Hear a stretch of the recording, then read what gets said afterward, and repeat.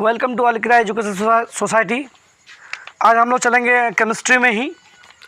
Chemistry का जो हम लोग दो अभिक्रिया यानी सेकंड अभिक्रिया हम लोग पढ़ चुके थे। तीसरा अभिक्रिया जो है, तीसरा अभिक्रिया जिसको हम लोग बोलते हैं single displacement reaction. Single displacement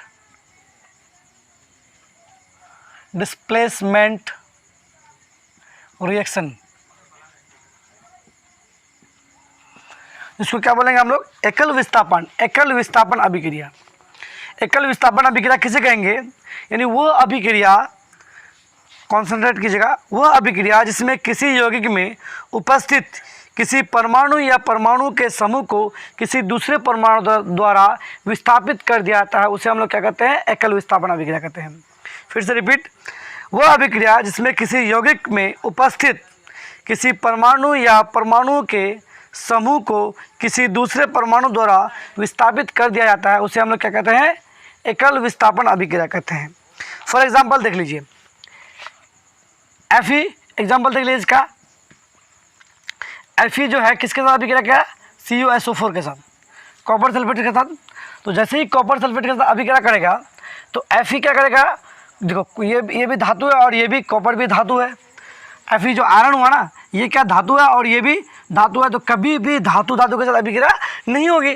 तो ये ऑलरेडी ये भी एक मतलब धातु जो है मेटल है और ये मेटल है, तो ये क्या करेगा?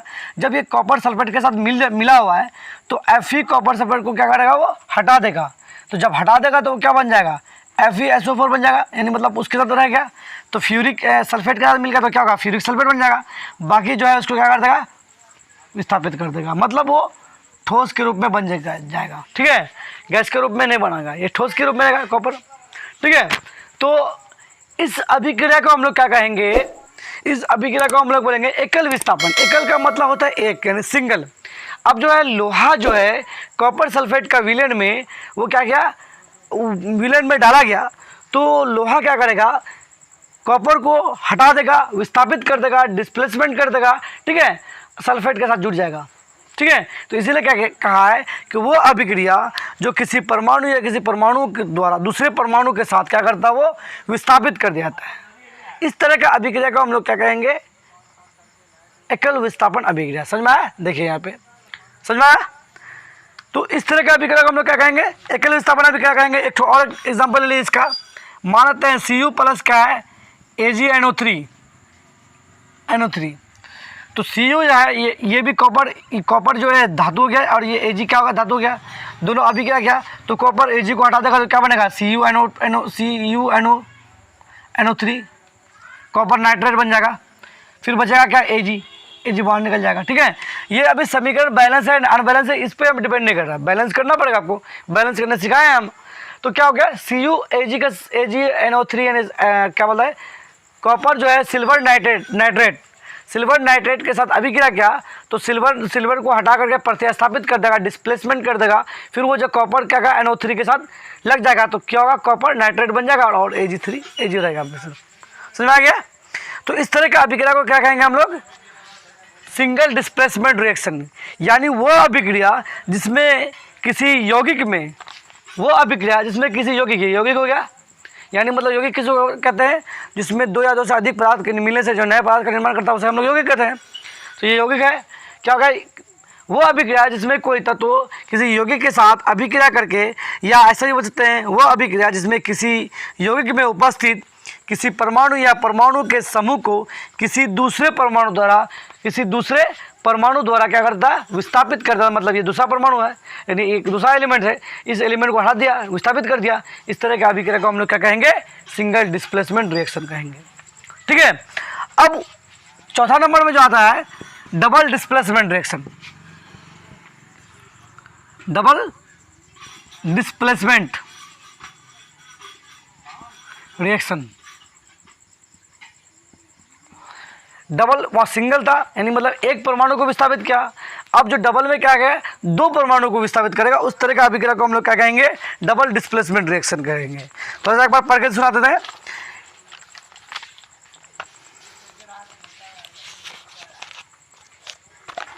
देखिए, वो अभिक्रिया जिसमें दो या दो से अधिक यौगिक आपस में अपने आयनों का क्या करता है, आदान प्रदान करता है। उस तरह का अभिक्रिया को हम लोग क्या कहेंगे, डबल डिस्प्लेसमेंट रिएक्शन कहेंगे। यानी वो अभिक्रिया जो अपने यौगिकों के आयनों का क्या करता है, आदान प्रदान करता है, उसे हम लोग क्या कहेंगे, डबल डिस्प्लेसमेंट रिएक्शन कहेंगे। फॉर एग्जांपल देख लीजिए, Eg NaCl सोडियम क्लोराइड किसके साथ अभिक्रिया किया, AgNO3 के साथ अभिक्रिया किया, ठीक है। यानी सोडियम क्लोराइड जिसको नमक बोलते हैं, ये नमक जो है किसके साथ अभिक्रिया किया, सिल्वर नाइट्रेट के साथ अभिक्रिया। तो सोडियम जो है नाइट्रेट के साथ मिलेगा तो क्या बनेगा, वो NaNO3 बन जाएगा, यानी सोडियम नाइट्रेट, ठीक। बाकी जो क्या है क्लोरीन और ये, क्योंकि सोडियम ये भी धातु है और Ag धातु है, ये अधातु है और ये भी अधातु है, ठीक है। तो कभी भी अधातु से अभिक्रिया नहीं कर सकती है और धातु से अभिक्रिया नहीं कर सकती है, ठीक है। इस स्थिति में तो सोडियम क्या करेगा, अधातु से अभिक्रिया करेगा, सोडियम अधातु से अभिक्रिया करेगा, और ये भी अधातु था, ये धातु से अभिक्रिया करेगा, ठीक है। तो सोडियम नाइट्रेट बन गया, ठीक है। बाकी जो क्या हो जाए AgCl, तो क्या होगा AgCl, यानी मतलब क्या होगा, सिल्वर क्लोराइड, क्या बन गया, सिल्वर क्लोराइड बन गया। तो इस स्थिति में क्या है, सोडियम क्लोराइड AgNO3 के साथ अभिक्रिया करा, यानी दोनों यौगिक है। देखिए दोनों यौगिक है, कौन कौन यौगिक है, सोडियम क्लोराइड और AgNO3 दोनों यौगिक है, दो एलिमेंट्स का मिलना एक यौगिक कहलाता है। तो ये भी यौगिक और ये भी यौगिक है। जब ये सोडियम क्लोराइड AgNO3 दोनों यौगिक के साथ अभिक्रिया करा तो दोनों क्या करा, अपने आयनों का आदान प्रदान करा। सोडियम क्या करा, नाइट्रेट को ले लिया, इसका छीन लिया, और Ag को बोला ससुरा हमको तो उसको भी ले लिया, क्लोरीन को ले लिया। तो इस स्थिति में क्या होगा, AgCl किसको, AgCl जो है, Ag क्या करा, क्लोरीन को ले लिया और NaCl नाइट्रेट को लिया, तो NO3 Na सोडियम नाइट्रेट और AgCl। तो इस तरह का अभिक्रिया को क्या कहेंगे हम लोग, डबल डिस्प्लेसमेंट रिएक्शन कहेंगे। यहाँ पर सिंगल हुआ था, एक को लिया गया, लेकिन यहाँ पर दोनों आदान प्रदान करता है।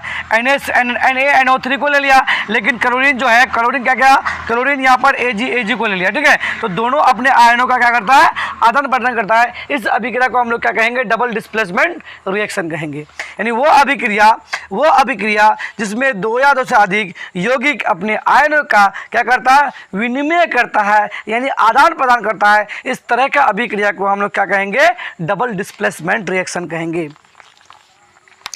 अब चलते हैं हम लोग 5th नंबर क्वेश्चन में, बिठा देते हैं इसको, बाप रे। 5 नंबर हम लोग क्या पढ़ेंगे, अवक्षेपण अभिक्रिया, जिसको हम लोग बोलते हैं प्रिसिपिटेशन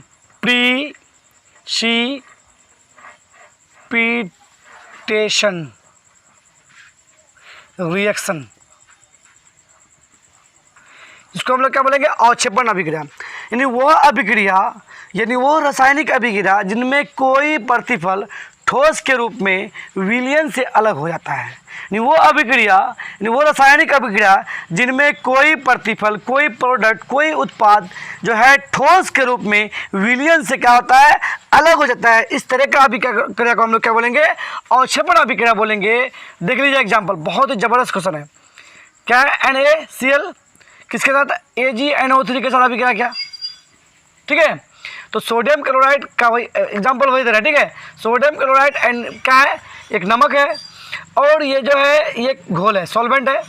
तो दोनों के साथ अभिक्रिया हुआ, तो अभी ने बताया मैंने कि क्या होगा, Na क्या करेगा, NO3 के साथ ले लेगा, सोडियम नाइट्रेट बन जाएगा, बाकी क्या बनेगा, AgCl बन जाएगा, ठीक है, सिल्वर क्लोराइड बन जाएगा। तो ये घोल बन गया और ये अवक्षेप हो जाएगा, क्या हो जाएगा, ये अवक्षेप हो जाएगा, यानी अवक्षेपण अभिक्रिया होगा।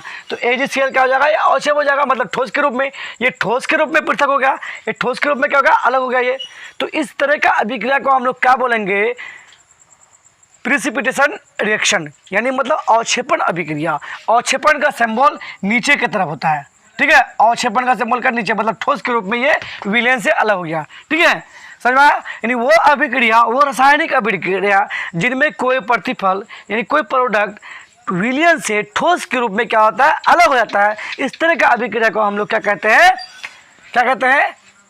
प्रिसिपिटेशन रिएक्शन कहते हैं, या अवक्षेपण अभिक्रिया कहते हैं।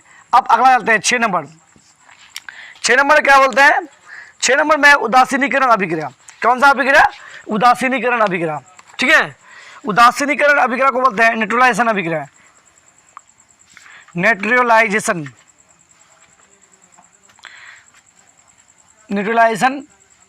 रिएक्शन, न्यूट्रलाइजेशन रिएक्शन, ठीक है। वो अभिक्रिया, न्यूट्रलाइजेशन अभिक्रिया कौन है? वो अभिक्रिया जिनमें कोई अम्ल किसी भस्म के साथ अभिक्रिया करके लवण और जल बनाता है, उसे हम लोग क्या कहते हैं? उदासीनीकरण अभिक्रिया कहते हैं। जैसे वो अभिक्रिया क्या बोला? किसी अम्ल और भस्म के साथ अभिक्रिया करके, तो मान लेता है HCl क्या है? एक अम्ल है, किसी भस्म के साथ, मान लेता है भस्म क्या है? NaOH हो गया, NaOH हो गया, तो ये हो गया एसिड, ये क्या हो गया? एसिड हो गया, मतलब अम्ल हो गया, और ये क्या? NaOH क्या हो गया? बेस यानी भस्म हो गया, ठीक है। तो दोनों के साथ अभिक्रिया क्या है? अभिक्रिया करने के बाद लवण और जल बनाता है, ठीक है। तो क्या है? Cl जो है, ये सोडियम और Cl दोनों के बीच में इतनी गहरी मोहब्बत है कि क्या करेगा ये? इस पहले जहाँ पर भी होगा वो आँख बंद करके क्या ले लेगा? उसको ले लेगा। तो क्या है? NaH और Cl ले लेगा, तो सोडियम क्लोराइड बन जाएगा। बाकी क्या बचा? बाकी क्या बचा? H2O, मतलब दो हाइड्रोजन है, ऑक्सीजन है, तो H2O बच गया। तो इस तरह का अभिक्रिया को हम लोग न्यूट्रलाइजेशन रिएक्शन कहते हैं। यानी मतलब क्या है? अम्ल भस्म के साथ अभिक्रिया करने के बाद ये क्या बनाया? लवण बनाया, यानी साल्ट बनाया, और बाकी बनाया क्या? वाटर, ठीक है। तो यानी तो ये अम्ल अभिक्रिया भस्म के साथ अभिक्रिया किया तो साल्ट बनाया और लवण बनाया, ये मतलब जल बनाया और लवण बनाया। कैसे? HCl जो है, एसिड जो है, NaOH के साथ अभिक्रिया किया तो सोडियम क्लोराइड के क्लोरीन के साथ मिल गया तो सोडियम क्लोराइड बन गया, बाकी जो बचा वो H2 बन गया। तो इसको क्या बोलेंगे हम लोग? उदासीनीकरण अभिक्रिया बोलेंगे। उदासीनीकरण का मतलब ये समझ लीजिए, जिसका pH स्केल क्या होता है? 7 होता है, जिसको हम लोग उसको क्या करते हैं? भोजन के रूप में उसको हम लेते हैं। तो देखिए यहाँ पे NaCl को भोजन के रूप में हम शुद्धिकरण के रूप में लेते हैं, नमक को, वाटर को भी लेते हैं। तो इस तरह का अभिक्रिया को न्यूट्रलाइजेशन मतलब जिसको हम लोग खा सकते हैं, जिसको हम लोग खा सकते हैं उसको हम लोग क्या बोलेंगे? न्यूट्रलाइजेशन रिएक्शन कहेंगे, ठीक है। उसका रिएक्शन, इसका जो pH स्केल कितना होता है? 7 होता है। इस तरह का अभिक्रिया को हम लोग क्या कहेंगे? न्यूट्रलाइजेशन अभिक्रिया कहेंगे, ठीक है। आज के लिए इतना ही, पे छोड़ देते हैं। कल फिर मैं आपको साइंस इस चैप्टर को कंप्लीट कर दूंगा। जय हिंद, जय भारत।